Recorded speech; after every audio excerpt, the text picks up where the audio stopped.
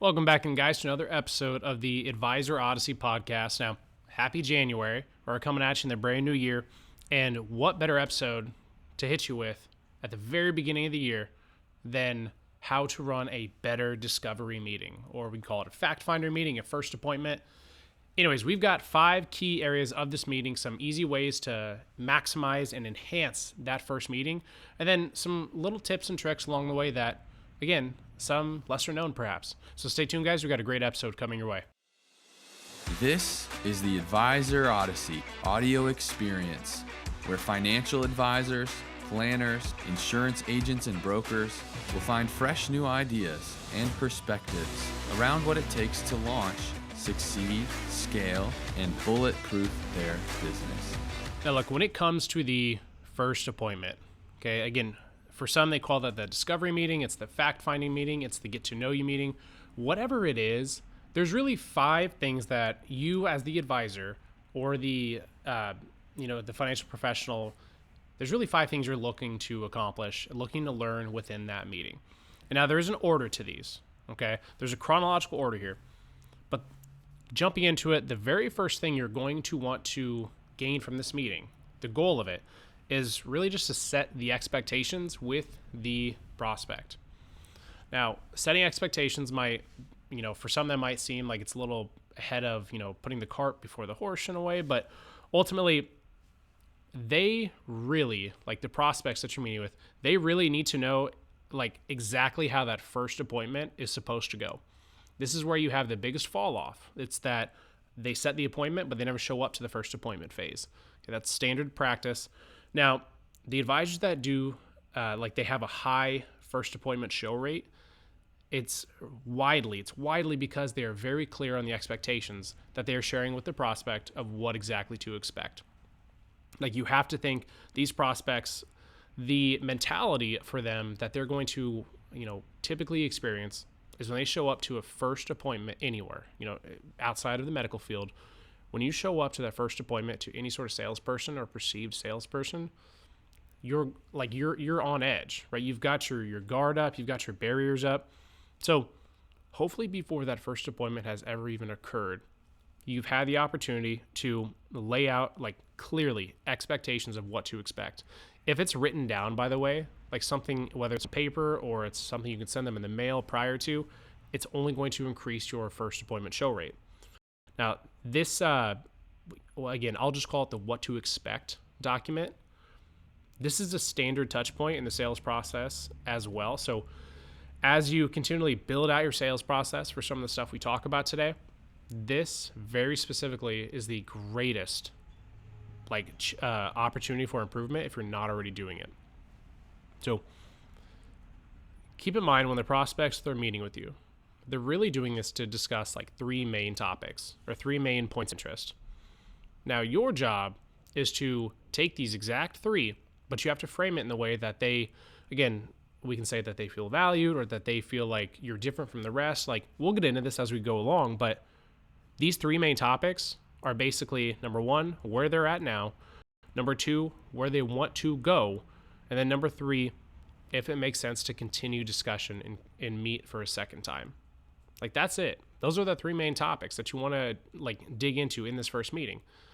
So there should never be any them versus us language. So for example, your advisor charges this, I charge this, or your advisor does this, my team does this, or you invest this way, we invest this way. You don't want to have any of that conflicting language because that is very siloing language to where you're rarely going to gain someone by making those comments. You'll likely just lose them. Okay. Now, another big piece of this, setting expectations phase and the goal is that you need to make it clear to them who your ideal client is. And this isn't, by the way, this isn't just from a financial sense. This is actually more so who your ideal client is as a person. Okay, clarify with them that your goal is to be valuable today, completely regardless of whether or not they fit your target clientele, they're your model or not. Now, moving into step 2. Okay, this is our 5 things to accomplish. This is number 2 here. Number two is get them to relax. You've got to break through the trust wall as early as possible, right? This is that barrier, that guard that I said that they're going to have up just naturally. Again, we're wired that way. If you were meeting with someone, you would have that too. It's impossible to truly avoid, but the best are the ones who get over that and break through it as quick as possible. Now, one of the best ways that I've seen advisors break through that wall, like really, really quickly, is, and there's a multitude of ways to do it, but it usually starts with the conversation of what our goal is today, but ultimately it's, I'm going to be honest with you throughout the course of our meeting today. Some of the things I say will be really good news for you. Some will be, maybe perhaps bad news for you. And some will be probably nothing that you've expected to hear, whether it's good or bad. So the best you can do is be honest with them and ask them, like up front, ask them if they are comfortable with being honest with you. So this meeting is as beneficial and valuable as possible for both of you. If they hesitate, if they balk at that, I'd recommend you just leave the appointment there. Let them know that trust, honesty, integrity is a forefront before you ever even consider engaging in a relationship with any of your clients. If they can't give you trust or honesty in the beginning, just in conversation, then it's not going to be fit anyways. So that's, again, break through the trust wall. Another good way to get them to relax is to use analogies to explain what you're saying and what you're doing as much as you possibly can without, going way overboard. But analogies are an incredible way of making complex topics, or perhaps making different kinds of thought, I guess you call it thought scenarios, making them easier to understand. In the financial planning world, analogies that involve doctors, for example, or home improvement are very common. They're very easy, and many, many people understand them when you use them the proper way. So some examples of these analogies that you can start to weave in and use in your process. You've got, doctors versus dentists. You've got one expertise versus another. So imagine that as like the advisors versus the CPAs. Okay, this is the one person is focused on financial planning. The one person's focused specifically on tax management or tax accounting, etc. Another one is doctors versus cardiologists, one expertise versus a specialist. So this is like an income distribution focused advisor versus a wealth accumulation focused advisor. You've got your plumbers versus electricians. Again, one expertise versus another, a financial advisor versus a long-term care specialist. And then you've got plumbers versus contractors, which this is one of my personal favorite analogies to use, by the way. So many times you'll come across someone who, like you're meeting with a client or a prospect, and they'll say, I work with so-and-so.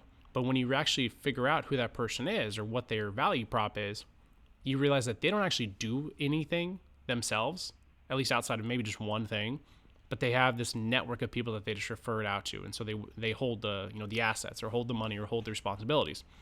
It's that person who always has the CPA, the estate planner, the attorney. They've got all these people just basically in their back pocket to use whenever. And they frame it as their personal value prop for their business, even though you could go and use them even if you weren't working with them.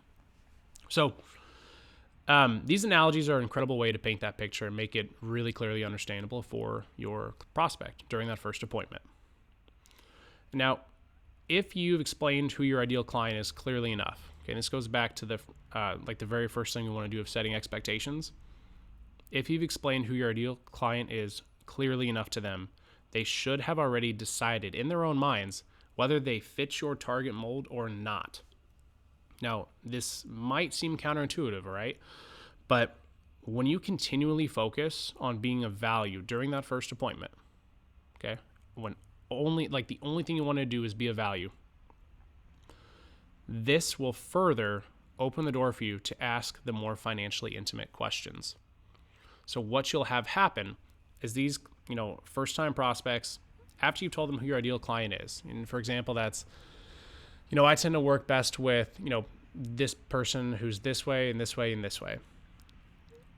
That's already going to be a filtering mechanism, call it. You'll have some people just kind of check out early and you can end the appointment early and save some of your time. Or you're going to realize that you'll have people who will say to themselves, okay, yes, I'm in that camp. And they might not tell you that, but they're going to feel that way. So they're going to naturally take a step forward in the trust, the trust wall, that trust building conversation. And so when you begin that way, then when you consistently add value, no matter what, and we'll talk about the value prop in a second here, when you consistently do that, you will naturally open the door to, like, again, this is like an emotional door, to ask the more financially intimate questions. This is where prospects close up. They don't want to answer them. And then advisors get frustrated because they can't, like, if you leave an appointment and you talk to someone for an hour call and you don't know like how much is in their 401k, for example, or how much they've got in a bank account, it's really not a winning conversation for anyone. It was just a waste of time. So that's frustrating. And the best way to overcome that is to lead with value, talk about cultural values, and then follow it up with the financially related questions. Just above all else, be authentic. Remember that. Always be authentic. What's up, guys? If you're enjoying all this great content, be sure to check out our other content platforms for more and different types of content all around ways that you can become a better advisor. Things like marketing, sales process development, client experience. Maybe it's managing your team and your advisors better. Lead, like whatever it is, be sure to check out our social media profiles. You can find us at Advisor Odyssey across most every single platform that you're likely using. If you're looking for some more in-depth written out articles and blog posts, you can find that both on Medium by searching again at Advisor Odyssey, and then also on LinkedIn on my personal page, Daniel Hodajak. It's on these social media platforms where you can send in your questions, your feedback, your thoughts, and then I will then take that, formulate it, and I will try to create, maybe it's an entire podcast episode, another post that's specifically designed to help you answer the question that you are sending in. And again, that can be a direct message, it can be an email. Whatever it is, feel free, ask the question. I'll give you my best insight, and then hopefully it can make a huge difference in your business. Anyways, guys, let's get back to the episode. All right, our third thing we want to accomplish, number 3 of 5, is simply to reveal your value excessively, okay? Give relentlessly. Every honest piece of advice or feedback you give them just builds rapport, trust, and credibility. Like, I've had this conversation with many advisors before, and overwhelmingly, advisors are worried, they're concerned, they're terrified of providing advice freely. Now, I say advice, to be clear, it's not like investment advice, but these are things like, answering standard questions, answering simple questions, like, because they're afraid that if they answer it, they'll never meet with the prospect. But at the end of the day, if a prospect asks you a standardized question and you try to set them up for an appointment to answer that standardized question, it's still even going to be a losing scenario for you, because that question that they wanted help with, you don't know enough about them to know that you even should be meeting with them. Like it's this like this boomerang game where no one knows where exactly the boomerang should end up. Like, just answer the questions, and if you overwhelm with value, then it's going to be an easy conversation moving forward. And you know that you've given enough value if you're the obvious choice to work with. This is the other side of the coin. If by the end of that first appointment, the prospect is unsure of your true value proposition, like why they should work with you, then you've messed up majorly. They should know by the time that appointment ends, even in the first 20 minutes or 30 minutes, they should know, both from a personal sense and a professional sense, as in the way that you conduct yourself, the questions you ask, how you get to know them, but also on the how your office is laid out, how your team reacts, how you hold yourself, carry yourself, and then the knowledge you just seem to possess about the financial world. Like, that's very easily evident for many, many people who have met with advisors before or are currently working with one. Another like big tip with that, I should say, the smaller things that the smaller the things are that you notice are what awards you the most brownie points. Okay, so to be clear on that, let's say that when you're reviewing their statements, their portfolio, whatever it is, right? And this would come probably more towards like the second half, like during the second meeting. So this would be more so to increase your third appointment show rate. But the smaller the things are that you notice, the better it's going to be for you when it comes to asking them the hard questions of, you need to break up with your current advisor. So saying things, and this is, again, these are common conversations that I have with advisors a lot. Sure, advisors might say something like, your investment portfolio is yielding on average about 2%. The ones that I build for my clients average about 4%. Right? That's I mean, that's a big statement. And obviously the more money it is, the more money that actually means, like in terms that they make or whatever.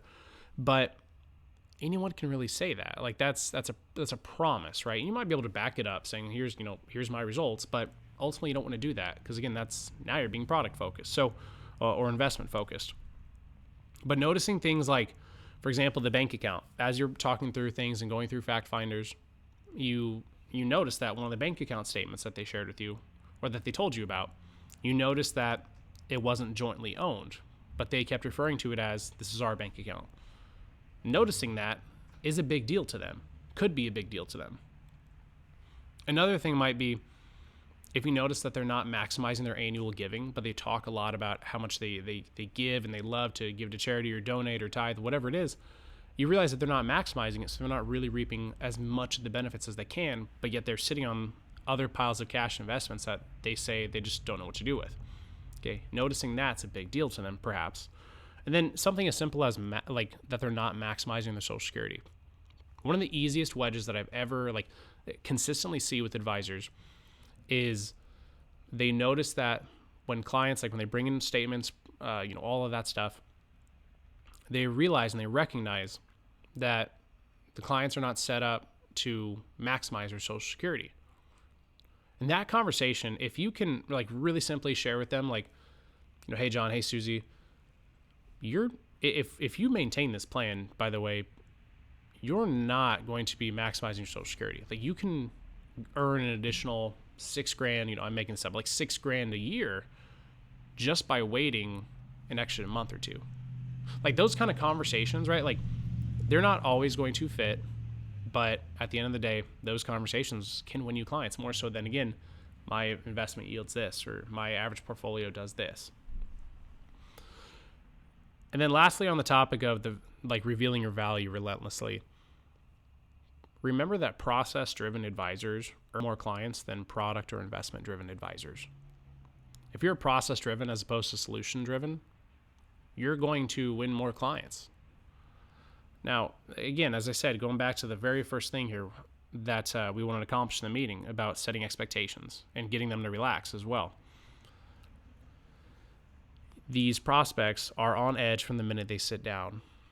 And you're trying to overcome that the entire first appointment. That's really the majority of your goals. But telling them a solution, this is what they're used to. They're used to advisors and other people telling them about solutions that are apparently better for them, whether they knew about them or not. And when you break that mold and you don't do that right away, you're going to stand out pretty quickly. Okay, you're going to stand out. Lead with your process and sprinkle in the value here and there. But again, be process driven. Now, the fourth goal of our discovery meeting is we want to uncover their potential financial problems. And I really want to emphasize the word potential.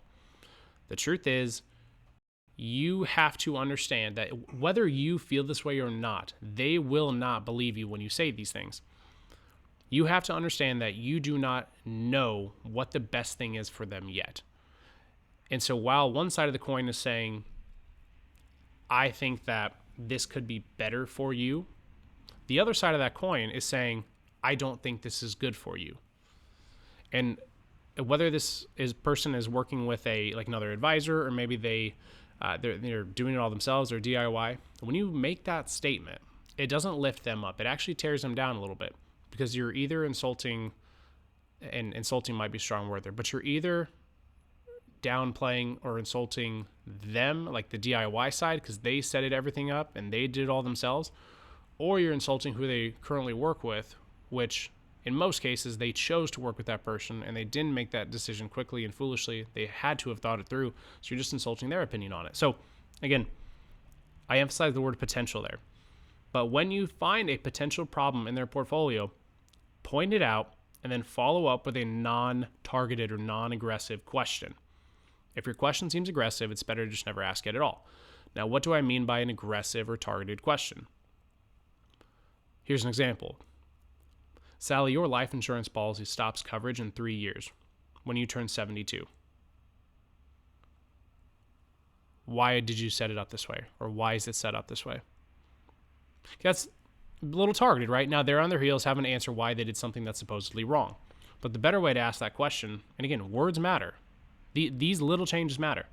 Sally, your life insurance policy stops coverage in 3 years when you turn 72.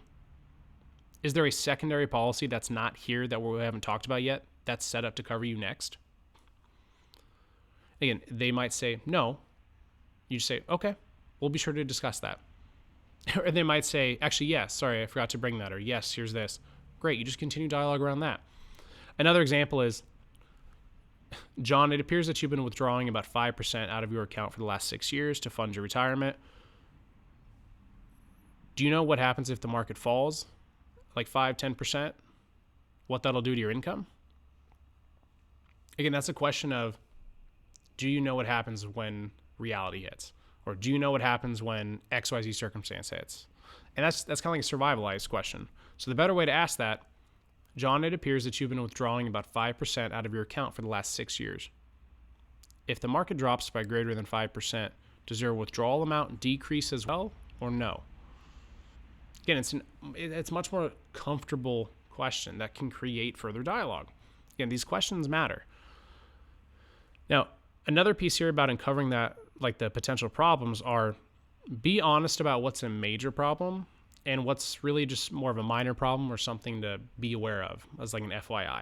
And I see this a lot, like advisors think they need to stack the deck against their current plan or against the other advisor. And the truth is you just don't. Like there might be some major issues, but there's also just as likely to be some minor things, like the example I said earlier about the bank account piece or the life insurance coverage.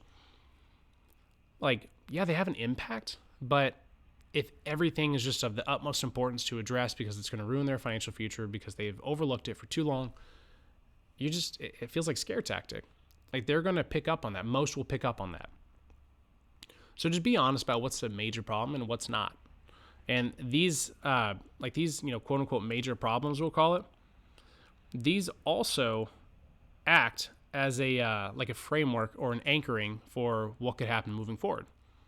So when you narrow it down, and this is my advice to you, is narrow it down to a big 3 and present it in the framework of the is, does, means test, if you're familiar with that. So by the end of that first appointment, for the last 10 minutes, 5 minutes, 10 minutes, whatever it is, the big 3 things that you should be digging into, and I say digging, to be clear, by digging, I mean the 3 things that you're going to lay out to them as potential pitfalls that you see, that you want to make sure to address next time should they want to come in and meet with you. Again, break it down, what it is, what it does, what it means. These big 3 will always serve as your anchors for every meeting, and then also after they become a client, it's going to be the first 3 things you do. Or should be theoretically the first 3 things you do. If you haven't yet checked out the article that I wrote entitled Where You're Losing Prospects and How to Stop It, I would highly encourage you to read it. It's all about where you are losing prospects throughout your sales funnel. Now, whether you are doing a lot of seminar and workshop marketing, maybe you're all digital, maybe you're just, all you do is referrals, that's how you brand and market your firm and how you obtain new clients, doesn't matter. You're going to be losing prospects throughout your sales funnel. It might be 1 out of every 100, or it might be 50 out of every 100 or more. So I encourage you, read the article. It's going to break down all the steps in the sales process and even on the marketing process on the front end. It's going to give you actionable advice on how to improve each of those areas should you be suffering that area. Also, some common mistakes to avoid in each area too. Number 5, the last thing on our list of things we want to accomplish during that first meeting is to get their commitment for a second, or in this case, a third meeting or next meeting, whatever it is. Get the commitment. In most cases, this will just be for the second meeting. Now, remember that the decision to work with you or not is entirely up to them. Entirely. You can lead a horse to water, but you can't force it to drink. We've all heard that saying. Ultimately, even if you feel like you had an amazing appointment, even if everything was green light signs, they're the ones who make the final decision at the end of the day.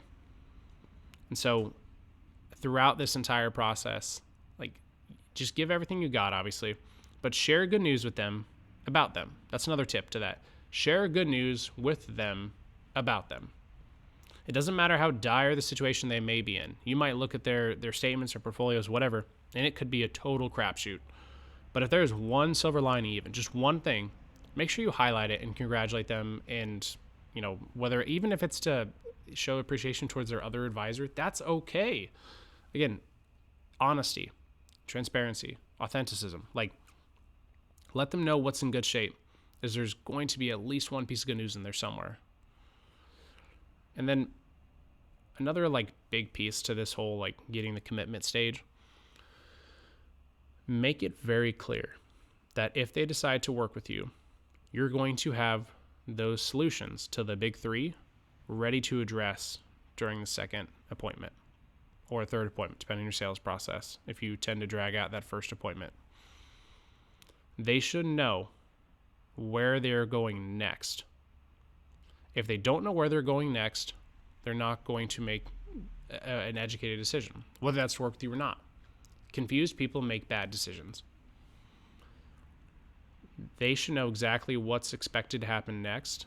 And so then their choice is very simply, do I meet with you, the advisor, for a second time to talk further about how we're specifically going to, or how you would specifically address these big three issues? Or would I rather not meet with you to address these big three issues and discuss how you might fix them? And instead, I'm just aware of them now. This is the most critical way to end your appointments. When they know exactly what to expect and where they're going next, you're going to naturally earn more clientele, or at least it's going to start with earning more second and third appointments. I can promise you that. Now, in closing, guys, to wrap this up, your first appointment, like that discovery meeting, is obviously very critical. It's the number one KPI you should be chasing in your business. How many first appointments did you generate? Now, every first appointment, you might have your own individual or personal goals. That's part of your process, and I respect that if you've got your own uniqueness to you and how you run these. But at its core, I do believe that there is 5 things every advisor should want to accomplish during that first appointment. And again, that is setting expectations, getting the prospect or prospects to relax, reveal your value to them relentlessly, uncover their potential financial problems, and then just get the commitment for a next meeting. Those are the 5 things. Those are entirely the 5 things. Now, one last tidbit here. If you do charge like an initial planning fee, mention that and be like really, really clear with like what it is, why you do it, and what's in it for them. It's kind of that is, does, means test again. Be prepared for objections and the let me think about it or let me sleep on it kind of stuff. It would be wise for you to have a 1-page document that backs up your request. Like, again, when I say 1-page document that backs it up, I mean give them a piece of paper, like a nice piece of paper, that specifically says with this, $3,000 planning fee that's non-refundable upfront that you charge, they will leave the second appointment with A, B, C, D, E, F, whatever. Whether they become a client or not, they will leave with it, okay? This is like so critical. And the reason why I also say process-driven advisors will win more than the investment or product-forward advisors is because even if you charge that planning fee and you lay out what that plan will look like should they implement it with you, you're not getting into the weeds of what the actual investments are or the vehicles are. Instead, you're talking about what it is from a high-level view, what its purpose is, and why you're doing it. What it is, what it does, and what it means. That's all, guys. That's how you win and how you improve your discovery meeting, first appointment with prospects. Thanks for listening.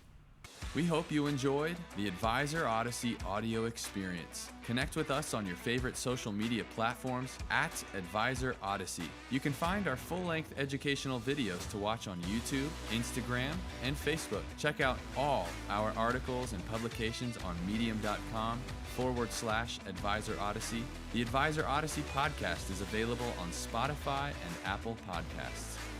The contents and opinions shared, expressed, or otherwise alluded to on the Advisor Odyssey podcast and audio experience are solely ideas and not to be depicted as tax, legal, or investment advice. Results from the use of these concepts may not be representative of the experience of all financial professionals and are no guarantee of future success.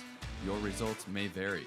The Advisor Odyssey and its affiliated members are not to be held liable or responsible for any lawful recourse or punishment invoked upon the individual or accompanying business partners or team members. Federal law, state law, and/or insurance carrier requirements may prohibit or place limitations on any of the ideas and activities expressed. All advisors, planners, wholesalers, affiliated reps, and investment advisors should be aware of any limitations imposed by federal regulation, state regulation, insurance carriers, broker-dealers, and registered investment advisors as applicable. Investment advisors are strongly encouraged to obtain pre-approval from the broker-dealer, registered investment advisor, insurance company, or similar institution with which they may be affiliated.